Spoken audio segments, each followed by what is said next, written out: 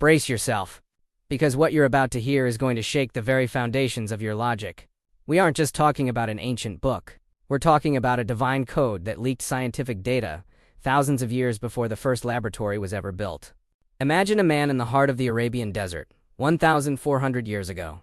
A man who couldn't read or write, living in a world without telescopes, microscopes, or electricity. Yet he delivers a book that describes the universe with microscopic precision. Was it a lucky guess? Or are we looking at the original blueprint of the Creator?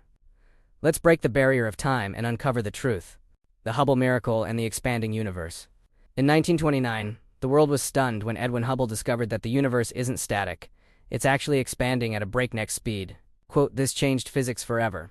But wait, it's 1,400 years before Hubble, at a time when people thought stars were just fixed lamps in the sky. The Quran stated with absolute certainty, "And the heaven we constructed with strength, and indeed we are its expander." Notice the word expander. It's in the continuous form. How could an illiterate man in the 7th century describe the complex physics of cosmic expansion? Was Muhammad hiding a telescope? Or was he speaking the words of the Lord of the Worlds? Embryology. Let's zoom in. Under the microscope. Modern science only understood the details of human development after the invention of advanced imaging. But the Quran, spoken by Muhammad, described the stages of the embryo with terrifying accuracy. It calls the first stage alaka, a word that means a leech or something that clings and sucks blood. And that is exactly what the embryo looks like and does in the womb. Then it describes the next stage as mudja, which means chewed like meat. The world-renowned embryologist Dr. Keith Moore was speechless when he saw that a 4-week-old embryo looks identical to a piece of meat with teeth marks on it. He famously said, "It is impossible for Muhammad to have known this. This must have come from God. How could a man who never saw a microscope describe what the human eye cannot see? The Nasiya, the secret of the brain? Why did the Quran specifically warn about the Nasiya, the front of the head? Why does the Quran call it A lying, sinning forelock. Modern neuroscience just recently discovered that the prefrontal cortex, the area right behind your forehead, is the center responsible for planning, decision-making, and lying. Muhammad wasn't a neurosurgeon, yet the Quran identified the control center of deceit in the human brain centuries before doctors even knew it existed. The source code, the numerical balance.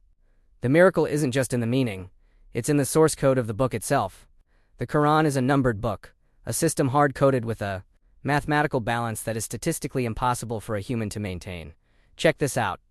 The word dayom appears in the Quran exactly 365 times, the exact number of days in a solar year.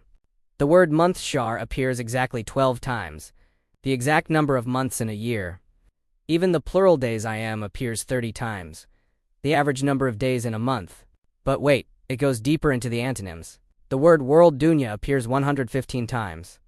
And hereafter Akira also 115 times. The word angels appears 88 times. And devils appears exactly 88 times. Life appears 145 times. And death exactly 145 times. Could a human being, speaking spontaneously over 2 decades, perfectly sync the frequency of these words with the astronomical calendar? This is the signature of a master architect. The land and sea ratio. Hold your breath.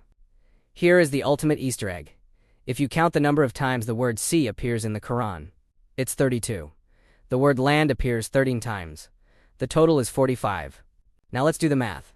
32 times 100 divided by 45 equals 71.1%. The exact percentage of water on Earth, 13 times 100 divided by 45 equals 28.9%. The exact percentage of land on Earth. Who calculated these ratios? Who put these specific digits in a book centuries before the continents were even fully discovered? Only the one who designed the planet itself. Remember, in my previous video, we used historical evidence in ancient manuscripts to prove that this Quran has been perfectly preserved, letter for letter, since the very time of the Prophet Muhammad. It hasn't changed a single bit. And today, we've seen that this preserved text isn't just a historical record, it carries a divine encryption that we are only beginning to unlock now. When you combine perfect preservation with impossible scientific miracles, every doubt fades away. The truth is clear. This is not the work of a man. This is the word of the Creator. We will show them our signs in the horizons and within themselves until it becomes clear to them that it is the truth. But is it not sufficient concerning your Lord that He is over all things a witness? The question is, now that you've seen the divine fingerprint, are you ready to reflect? Don't forget to subscribe for the final part of this series. Peace.